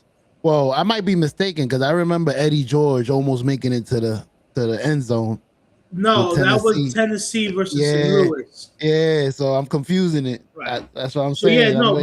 Kurt Warner was still on the team, so that was a very impressive Rams team. Mm-hmm. The second Super Bowl, they won by 3 points, where it was against the Panthers, against Cam Newton. That was the one he made to, the only one he made it. Right. And they had a team. They had Steve Smith. They had the running back. Who was the running back? Forgot the name. Didn't they have Luke Kuechly? No, that was before Luke Kuechly. Okay. Then they beat the Eagles, but this was, I think, this might have been still back when Donovan McNabb was on the team. Yeah, this was the Donovan McNabb, Terrell Owens bad ankle. I think Terrell Owens had a broken ankle. No, he had a broken leg and came back. Okay. Damn. I thought I sucked at sport. I remember all this shit. He broke his leg, and they said they didn't think he was going to play in the Super Bowl, and this man came back and dominated in the Super Bowl. And now I understand why he was mad at his quarterback talking shit. Like, bro, I came back with a broken leg. I mean, the reason they say that is because in the fourth quarter, McNabb threw up in the pocket, I think it was.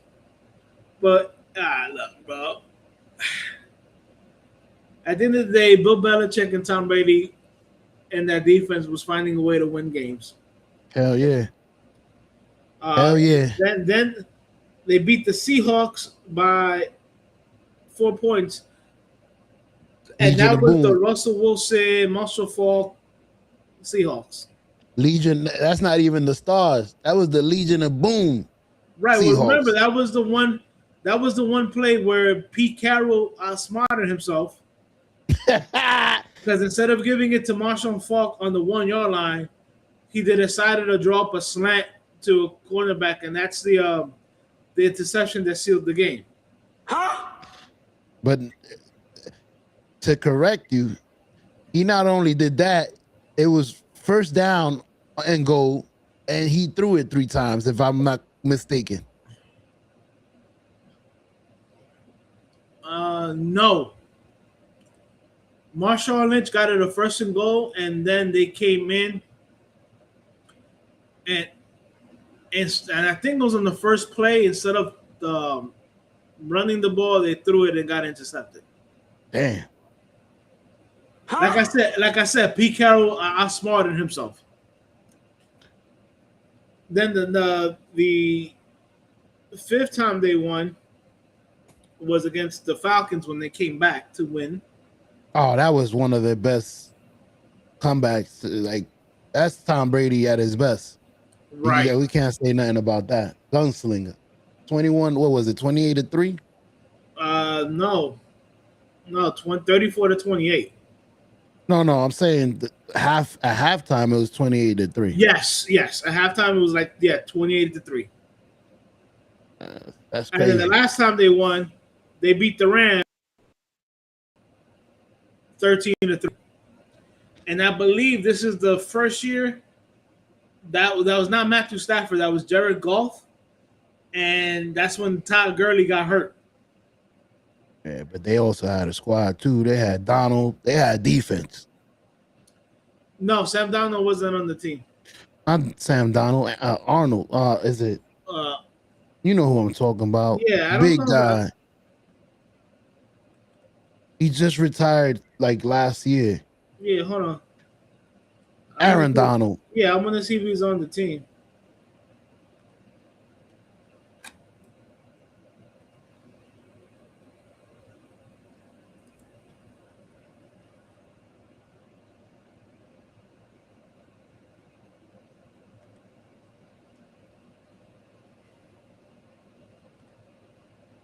Looking up who was in this Rams team. Yeah, no, I know Aaron Donald was on the team. Oh, look, they had not only they had Aaron Donald, they had Should. Yep. Yeah, that Rams defense was. They had was defense. Bro, Tom Brady played against some good teams. We never really looked at it that way.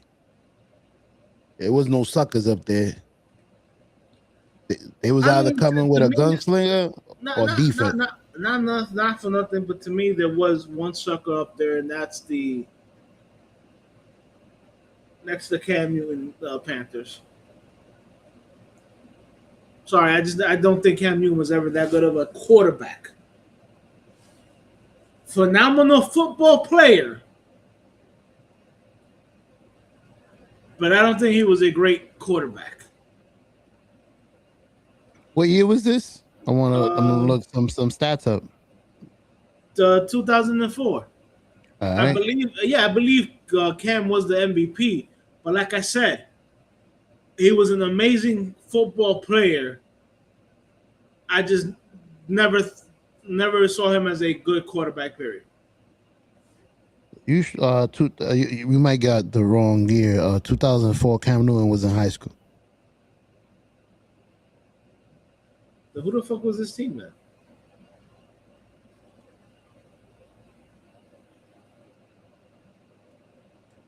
Yeah, but was that the year that the fucking the Pats didn't make it? Okay. Yes, the Panther went to September. They played New England. So you was right. I'm trying to see who was the Panther squad roster. Carolina roster.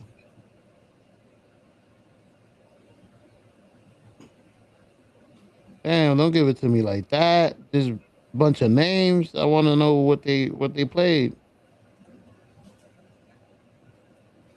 All right, here we go. Nah, it wasn't. No, it was Cam Jake Newton. Delhomme. Yeah. Yeah. Then who the Now fuck that makes it worse. Who was it that Cam saw in the Super Bowl and lost to? That's a good question because I remember him. Oh, I think it was I think it was the 49ers. I think it was your boy Kaepernick. Damn, bro. Muhsin Muhammad, you remember that name? I remember that name. Julius Peppers. This team, this might be the worst. This might be the worst team they faced. They don't have nobody. They only have those two names I just named. Stephen Davis was a good quarterback, running back. Yeah, but Jake Delhomme and Julius Pepper. Even though Julius Pepper was good, he had 11 sacks, 2 interceptions. He was leading. 1 fumble. But that's it. I mean, no, that defense was good. Dan Morgan was a very good linebacker. So was Will Witherspoon. Mm-hmm. I mean, no, the Carolina made it to that Super Bowl because they had a good defense. Mike Minter. And you remember that was around the time where you didn't need to have a top quarterback. You had a good defense and a running game, and they had that. They had a good defense, and Stephen Davis was a very good running back at that time. You might have led me into my next question smoothly. I don't want to change the topic, but you just made it too smooth because my next question was, would you rather have an elite quarterback for 15 years but only win 1 championship, or an average quarterback who somehow wins 3 Super Bowls? Because Jake Delhomme and you saying how Tom Brady is not elite, so what would you have rather? I never said that Tom Brady wasn't elite. I just say he was. I think overrated. He's overrated. Wait a minute. If he's overrated, then he's elite. No, because you can be elite and still be overrated. That's true. They expected more than you elite, but they think you more than elite. I get you. Like to me, he like again, Brady was it's a great quarterback, but to me, like it's like when us Giants fans we say that Eli Manning was a great quarterback, and everybody's saying that he wasn't, that he's overhyped, he's overrated, he's not that good of a quarterback. But then he beat the Patriots twice, has 2 Super Bowl rings, has 2 Super Bowl MVPs. You know, was the reason why the Giants made the playoffs in 2011, and the reason why they won in 2011. If you guys want to see why I say Eli was elite, just look at that 49er game. He took a fucking beating and still got up and still made the throws. I sent the clips to that one day to you guys. That shit was crazy. Bleeding and all. My man got hit almost every time he went back to throw a pass. The 49ers with Kaepernick was and Vernon Davis was cutting up the Giants defense. So it wasn't like, oh, the Giants defense is crushing it. Eli Manning kept the Giants in the game, and the special teams came through. The defense that game was not it. So again, Eli Manning propelled the Giants to the Super Bowl. All right. And both times they had to go and play in Green Bay when it was fucking cold. In 2007, he beat Brett Favre, one of the all-time great quarterbacks, in Green Bay in a fucking cold. I think the coldest game at start time. And then in 2011, he went back to Green Bay and beat Aaron Rodgers, who at that time was coming off an MVP season. Both of y'all.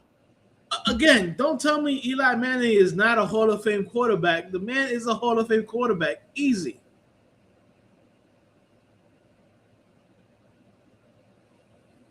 I wanted to add some stat to that. Just looking something up. Look, Eli Manning was top 10 in yards, top 10 in touchdown, top 10 in completion percentage, and all that stuff. Like, I get the knock is, he finished his NFL record 500. But again, if you look at his last 5 years with the Giants couldn't keep a lead. Just in that last year that he played, they gave up like 7 leads that year. I know. I was there. I saw it. I have the heartbreak to remember those games.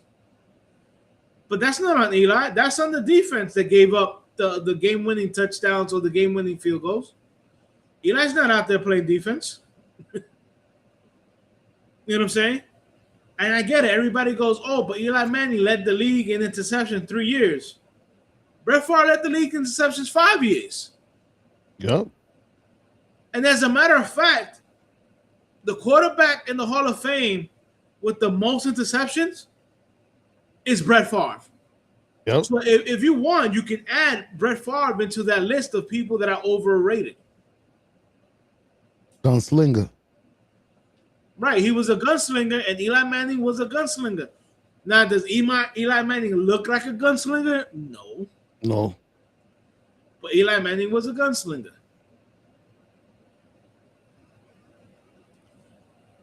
But go ahead, and you want to roll into your last question. Oh, no. I wanted to fill some information on what you said. Eli Manning's first year of eligibility for the Pro Hall of Fame football was last year. Was 2025. He was named to a modern era finalist in his debut year of eligibility, but was not selected to the class. Right, and he wasn't selected this year either. Okay. I wanted to add that because I know you said Hall of Famer, but these people are not giving him the chance. They're not allowing him. No, a lot of people hate on him because, again, and I'll be the first one to tell you, he had that doofy face or that doofy look. and they're gonna say, "Oh, but he was 117 and 100. He won. Excuse me. He won 117 games and he lost 117 games." And this is an argue. This is a discussion I've had with my friends. I go, if you look back at his first like 10, 11 years, he has a very good win and loss record. His last 5 years in with the Giants, because they had such bad defenses and gave up leads and wins, he lost. Again, that's not on him. Can't blame him for the whole loss. But again, they blame the quarterback for the wins and they blame the quarterback for the losses.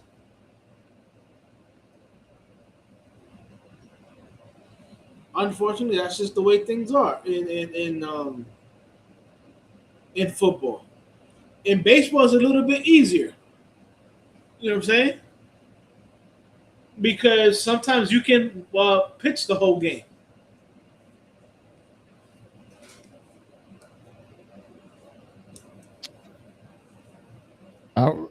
I wrote down some rapid fire questions, but most of these questions you should already know the answers to. Well, go ahead. All right. Who has the most MVPs in baseball?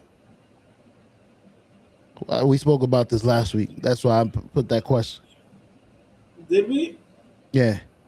Most MVP in baseball? Yeah. Damn, I really don't know. Let me investigate, because I think I'm saying most because it's a lot of fucking MVPs, but it might not be the most. Let me see. I think it might be Barry Bonds. Yeah, that's who. He has 7, but I didn't really research if there's somebody that has more than 7.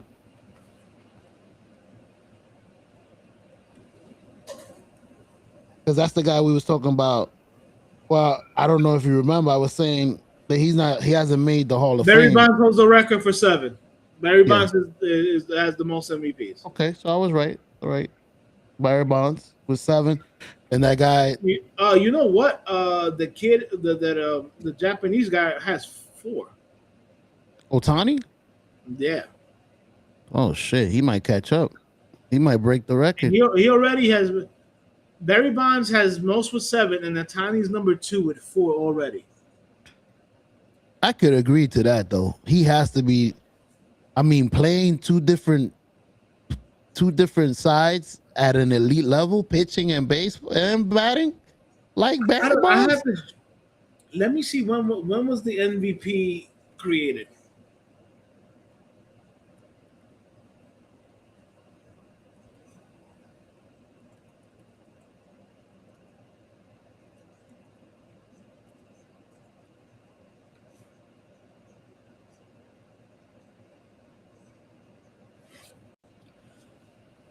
Okay. The actual MVP award was created in 1931.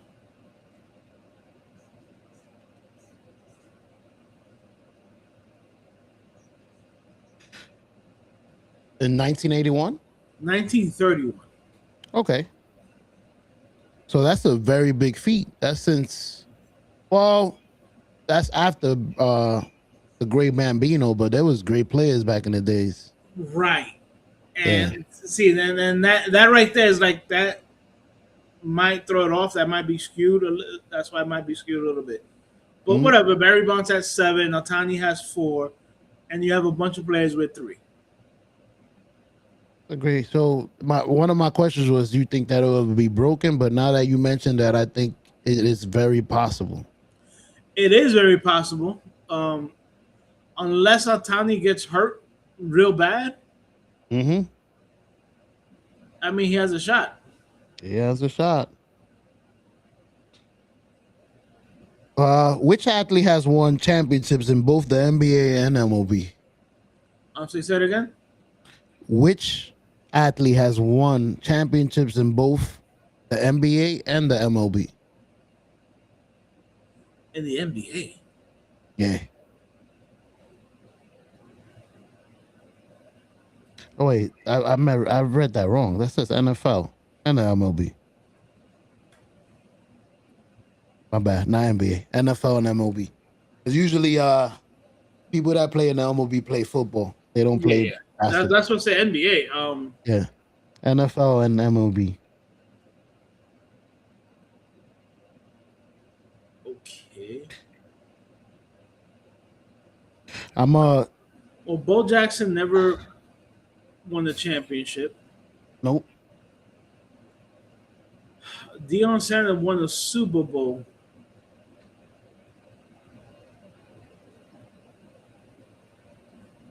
Hey. It's going to be Deion Sanders. It's a trick question. Nobody has ever won it. Both. But Deion Sanders has won a Super Bowl, and he played in the World Series. I don't think he won it. Let me see. It would have been with Atlanta.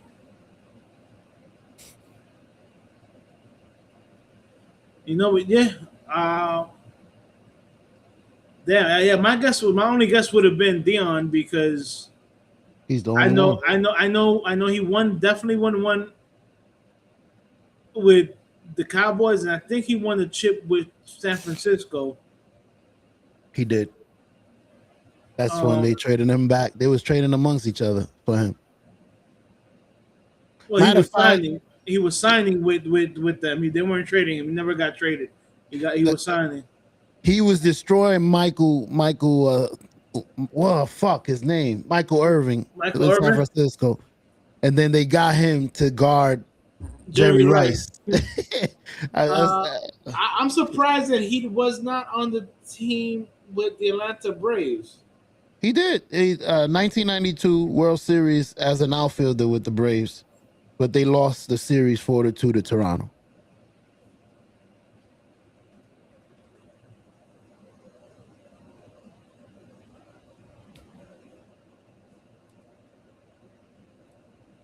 He played brilliantly in 4 games in the 1992 series. He batted .533, 8 hits, and a broken bone in his foot.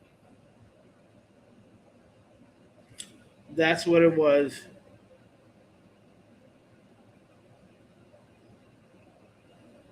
Hey, he won the pennant in the Super Bowl.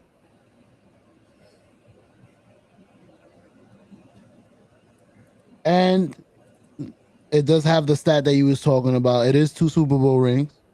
One in 95 with San Francisco against the Cowboys. And then one in 96 with Dallas against San Francisco.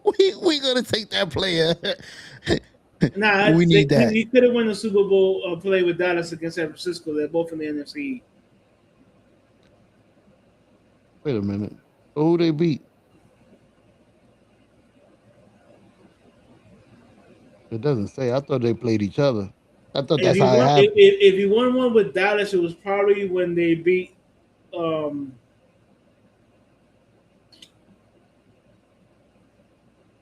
the Buffalo Bills, because they beat the Buffalo Bills twice in the 90s. Okay. So here we go. 95, San Francisco defeated San Diego Chargers 49-26. Right, and he was on that San Francisco team. I remember that.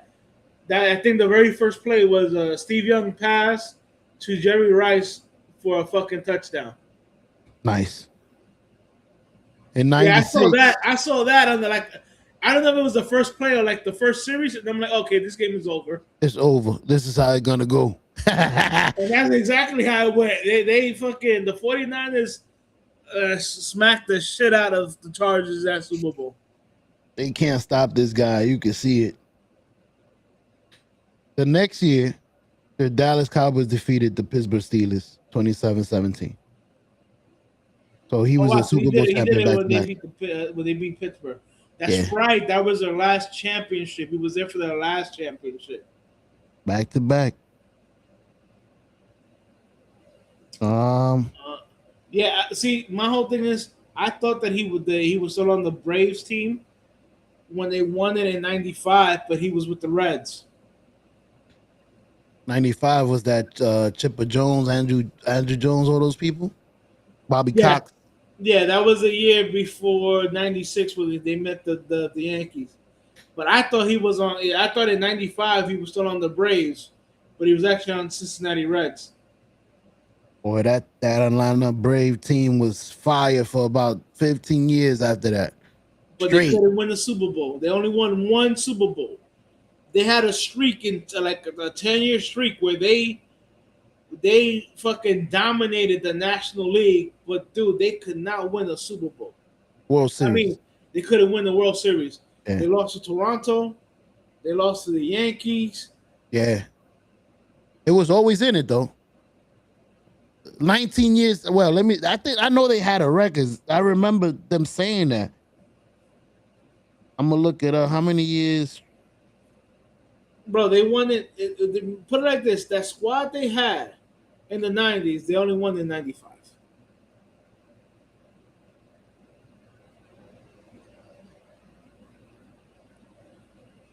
That was the only year that they won it. Was in 1995.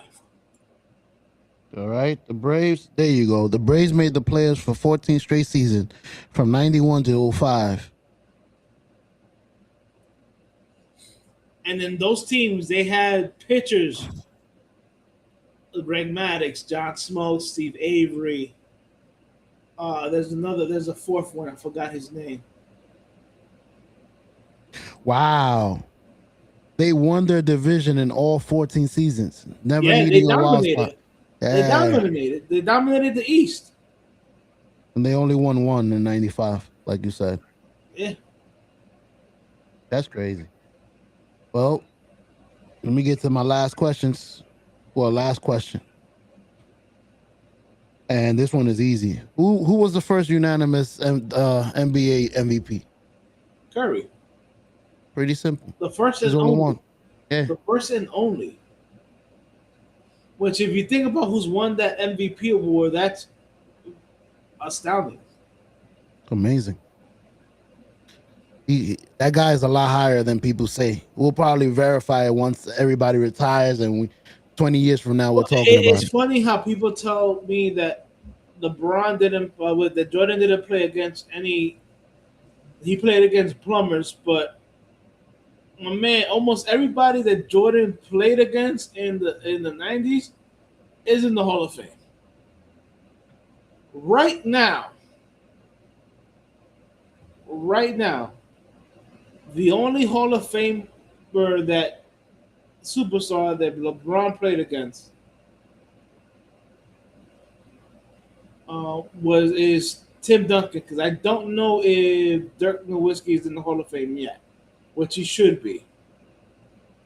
You know what? Let's look that up. Is Dirk in the Hall of Fame? I am. As you look for that, I'm looking something up. The answer is 17. 17 players who actually faced Michael Jordan in the playoffs were in the 75 anniversary team. So top 75 players, 17 of them played against Jordan in the playoffs. Larry Bird, Kevin McHale, Robert Parrish, Bill Walton, Isaiah Thomas, Dennis Rodman, Patrick Ewing, Charles Barkley, Magic Johnson, James Worthy, Clyde Drexler, Dominique Wilkins, Shaquille O'Neal, Gary Payton, Karl Malone. There you go. Elijah Wan, John Stockton. I don't think Elijah Wan is top 75. I don't know why. Yeah, Elijah was in the 50 greatest players. Okay. So there's almost half of the list played him. So he wasn't playing plumbers. Elijah Wan in the Hall of Fame. See? That is a great question. Which, if he isn't, that's fucking a travesty. Is Akeem Olajuwon in the Hall of Fame? Hold on.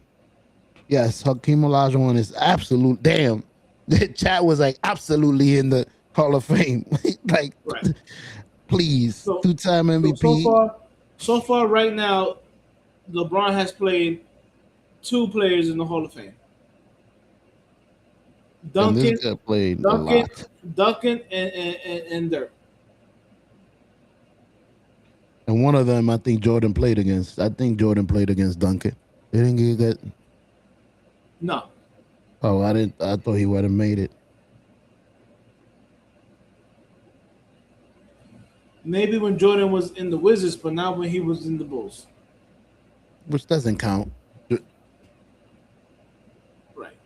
So yeah. And it's funny because there's a lot of players that Jordan played against that are not in the Hall of Fame, but are still considered good and great players. Hell yeah. And you really can't say that about some of the players that LeBron played against. I didn't mention John Stockton. I didn't mention Karl Malone. Those two were dangerous. Even towards the end, Russell.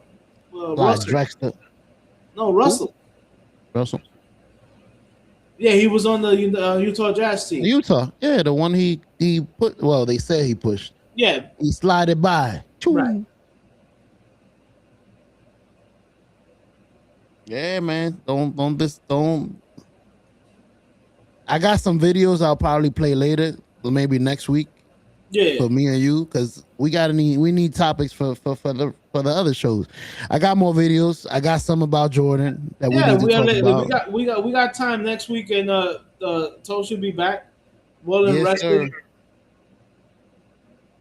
But if he's not, we here. Somebody's gonna be here. We here. That's we right. Covering. Don't worry. Make sure y'all here because we need y'all. We appreciate y'all showing up. Make sure y'all drop a follow. Make sure y'all subscribe. We making it to 10,000 by the time Toe gets here. We're ready to 1.3. As they say, was it like and subscribe? I don't know. Toe say, but yes, sir. Like and subscribe. Make sure you share. Joseph, we appreciate you always, with your pretty Joseph. mustache. But yeah, we made it to 11. We did good. We ain't fall asleep on y'all. It's time to get the hell out of here, though. I mean, I no longer have to deal with that fucking that job that I was at that was making me that job that I was at that was making me both physically and mentally tired. So I see you was a different person today, man. You was energetic. You ain't wasn't sleepy. Your eyes was open. You look different. You look younger. I'm back. Like they say, the job environment does help. So seems like we're going through the same thing, brother. There you go. And remember, kids out there in TV land, it's never too late. No sirskis. But we are out of here. Yes, sir. We will see y'all next week. Thank you for hanging out with us. Thank you for dealing with us. Well, next time we'll tell Toe Show to make sure he wears a shirt. That way he doesn't get banned. Yep. But yeah, man, y'all be safe. It's been your local neighborhood knucklehead signing out. Peace. Good night. I'm out.